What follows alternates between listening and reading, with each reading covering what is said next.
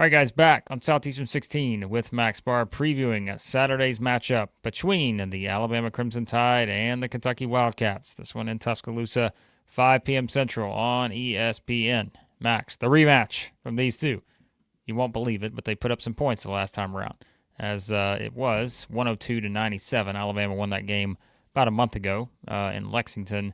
Now we get the rematch, and boy, these two teams not exactly where they were a month ago in terms of probably roster-wise. Both been banged up a bit in terms of injuries, as we know. The Kentucky one's well documented. We've mentioned Alabama's had a few more injuries here as of late. Darian Reed's been out.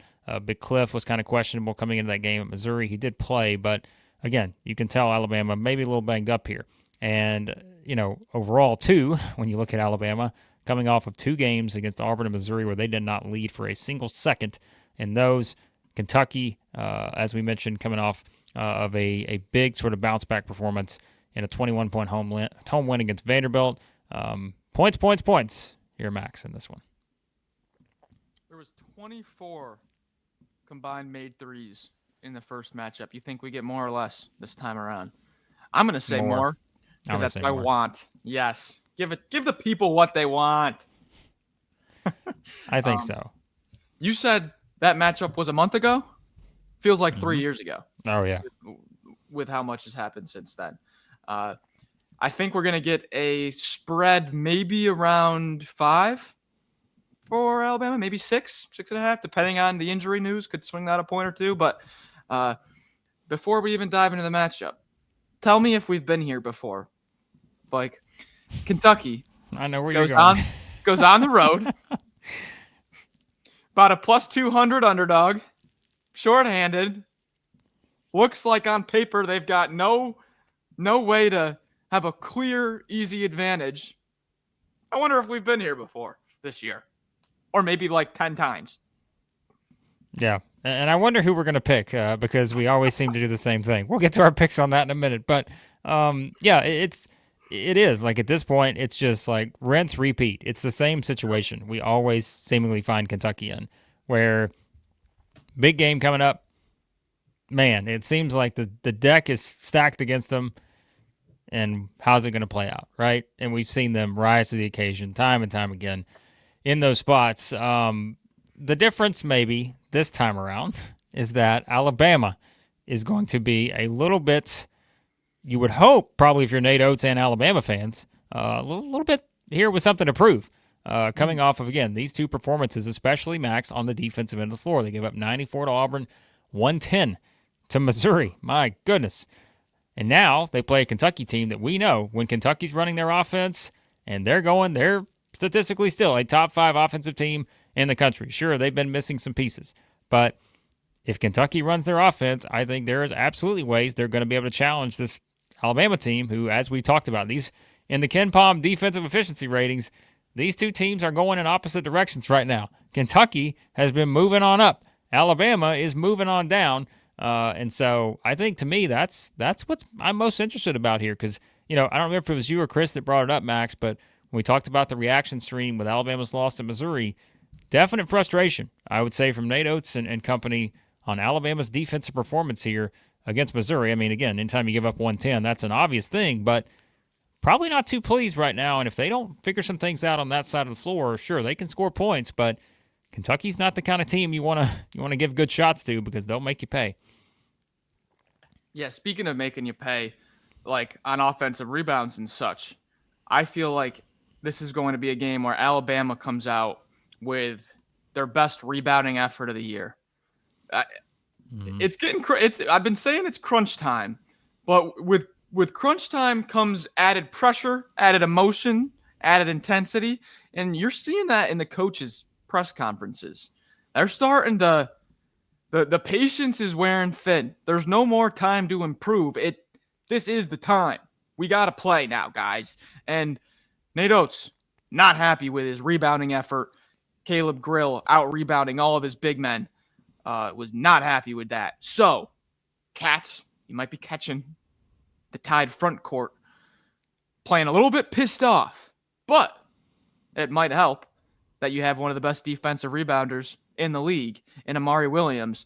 Blake, I think we're on maybe 5 6 games in a row now of saying, whose game is it going to be for the Cats? Well, I don't know whose game it might be off support, but someone's game that it's got to be is Amari Williams. He's just been as steady as it can be. And I'm telling you right now, with Alabama coming off of these 2 games, Amari Williams is going to have his work cut out for him. I think he's up for the task, though. I think he's up for it, Blake. Well, he has to be, because anytime you play Alabama, we say there's always one thing you need to avoid, and that is foul trouble. Because especially if you're a team like Kentucky who's banged up, knowing Alabama is going to get to the free throw line a lot, and we've said that just in terms of how they play, that is a crucial one where it's like, hey, you think about what Kentucky could be in this game without an Amari Williams on the floor if he were to get in foul trouble versus, with him on the floor. There's a big difference, especially, remember, but go back to the first game. Let's bring up some numbers here from that first game between these two. Because like we said, completely different spots. I don't know how much is relevant necessarily, but if you go back to the first game, that was a Grant Nelson game. He was tremendous there. 25 points in 31 minutes, had 11 rebounds, and just played a good game. Like, got to the free throw line. Alabama got there 34 times, 29 of 34 from the line. Also hit their threes, 13 of 34 from 3 in that game. And when you go back and look at it, right, yes, Amari Williams played, he had a double-double. But remember, what was the thing we talked about? He fouled out in 22 minutes, had 4 turnovers in that game. And so Kentucky's balance, which I think in that game is ridiculous. They had 7 players in double figures, but again, it was a 102-97 game. And I think Kentucky at the time, Max, I mean, they didn't have Kirk Creesa, but they had all the other guys. Had Butler, had Robinson, all that. So again, it was a little bit of a different setup. And remember, we're recording this on Thursday. We have no idea what the availability is for anyone on Kentucky, just like we could say the same about Alabama. But I think that's where this is interesting to me. If Kentucky can stay out of foul trouble, they've actually got a great shot here, I think, in terms of being able to run their offense, get some good looks, because we saw it the first time around. But they cannot afford, especially maybe down a man or two here in this game, we don't know, to get into foul trouble, because I don't think that's a recipe for success. Yes, we've seen some of the freshmen step up and have good minutes here during this stretch, right? But I think, like you said, you've got a pissed-off Alabama team coming home maybe with something to prove here, and I would not want to be in that spot where maybe your rotation just gets, as if it hasn't already, right? Just get completely thrown out every single, 5 possessions. You're having to sub this guy in, different rotations running in and out. So, yeah, that's crucial, is just not letting Alabama get to the free throw line, getting in foul trouble. But how do you kind of prevent that based on how good the Tide have been doing that this season? Yeah, when one part of the matchup that I like to look at is point distribution. Where are they scoring from? Mm-hmm. The thing with Alabama's defense, and at home it's very good, is they give you all your points from 2. You want to score inside? Go ahead, score inside. But they are 15th out of 16 in opponent points from 3. They barely give any up. Kentucky's offense, number 1. They score the most. So just there, that initial offense against defense matchup at home for the Tide, they should be in position to take away the 3-point volume from the Cats. So if they take away the 3-point line, but they're not forcing turnovers, right? Dead last in the SEC is Alabama's defense in turnovers. Kentucky has got to score inside in the mid-range. Who's the guy for that? There's 2 guys for that. We got Andrew Carr and Otega Owe. If those 2 can find their rhythm, and it starts to force the Alabama defense to overcompensate, to kick it out to Trent Noah, boom, kick it out to Andrew, boom, then I start to bang. See it. When I'm bang. So when I'm thinking about the Cats' offense and how can they keep up with Alabama at home, when Alabama's going to try to take away that 3-point line, get Andrew Carr and Otega Owe going in the mid-range. Come on. I'm excited for this game. All right, you're excited. Time to make a pick. Let's see how excited you are about having to make a pick between the Tide and the Cats in Tuscaloosa. Yeah.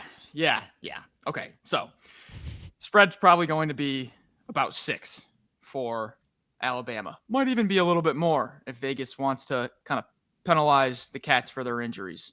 But hey, that's not the whole story of this game. Alabama's dealing with their fair share of injuries too. They haven't had Wrightsell, who we don't say it anymore because he's out for the season, but be one of the best shooters in the country if he was available. They don't have their 6'8", 5-star Darian Reed. Who knows what Big Cliff's availability is, if he's practicing or not. Alabama's banged up too. So I don't want to just say, can the Cats do it shorthanded? Because Alabama's banged up as well. The thing is, though, is just, are you going to pick Alabama to lose 3 games in a row with 2 of them being at home? I made a pact to the Cats. I won't doubt them anymore. I won't do it. I won't get caught in this position. But sometimes, it's tough and you got a picks game. But screw the picks. Give me the Cats. Oh my. Kentucky fans were really hoping that we were both going to pick Alabama because, again, that's the formula you want in these kind of settings, right? It's the formula you want. Just when you think the Cats are down and out, everybody's against them. Not going to happen. And then all of a sudden, we both pick against the Cats.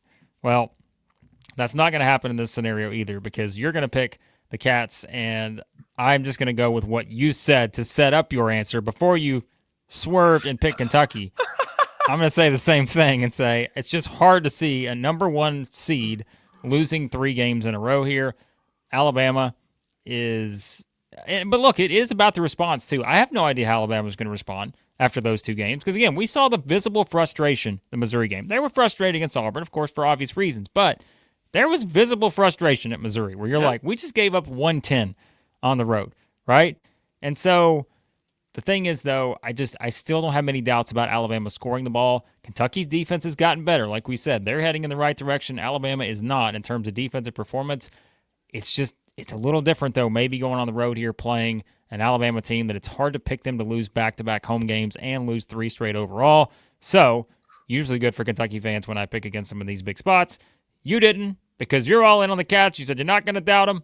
Well, when I doubt the Cats, that usually works out well for them. So, I'm gonna pick Alabama in this spot. So, there you go. Our thoughts on Alabama and Kentucky should be a fun one. Another high-scoring game, no doubt about it. If you want to score points this March, well, you can do it with Bracket Bids. Enter into that free pick'em contest or start an auction draft league with your friends, family, or coworkers. Everyone starts with the same bidding dollars. Up to you to outwit and outbid your league mates to secure the teams you think will go the distance. Choose from multiple scoring models, including the upset bonuses to reward those bold picks. You can track your teams with live in-game scoring and watch the standings shift in real time. The further your teams advance, the higher you climb the league standings. That's how it works. For league play, use the promo code SC16 for 40% off. SC16, 40% off. Download the Bracket Bids app today or visit them at bracketbids.com. We appreciate you guys watching as always. Let us know your thoughts on the game. We'll be back reacting to it, of course, on Saturday. Turn on your notifications so you don't miss that. Again, appreciate you watching. We'll talk to you soon. Southeastern 16.